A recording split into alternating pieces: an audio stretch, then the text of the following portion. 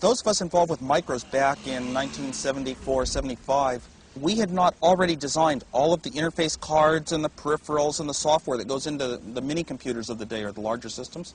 And to us, it was so exciting because it was like we thought we were doing the things for the first time they'd ever been done. And it was the first time they'd ever been done that cheap, using a lot of the LSI technology.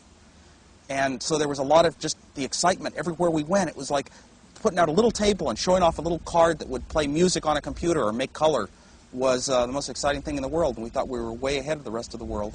What I was doing around that time was not even thinking about what are the right steps to take to have a very large successful company or a large successful product. It was just, I had been working my whole life to build a certain type of computer for myself, and I just built the best one that was doable in that day with the particular components available, etc.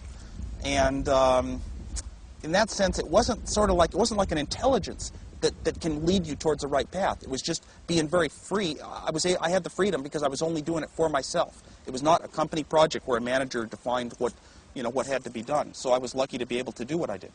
Everywhere I go now, I go to business meetings and presentations, and they're all sitting there in three-piece suits. It's a large business. There's a lot of dollars involved. The people who have come out of school trained to run and manage business is the key element today, and that's where most of the creativity is going.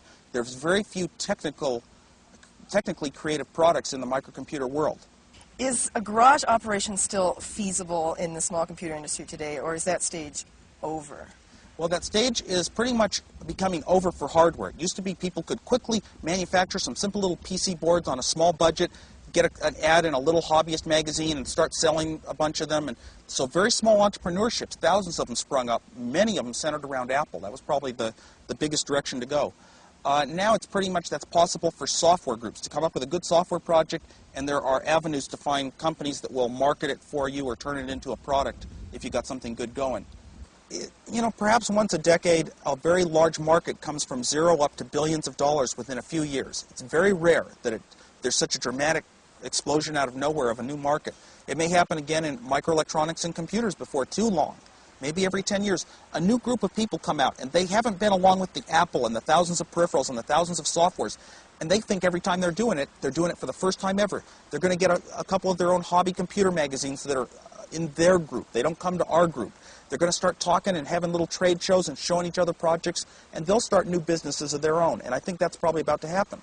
It's like you go to a trade show, and they pull up in their mobile home, and it's a little garage shop, they pull it out the back, and they show it off, and you want to buy a couple? And these may be very large companies in a few years. But right now, we all shun them on them. We just say, there's just a couple of guys who drove out of their home with it. That's what they said about us. Yes. You can understand it. When you're looking down on someone else, you can understand how you were perceived back in those days, and then you also realize they were right. It's just a quirk of fate that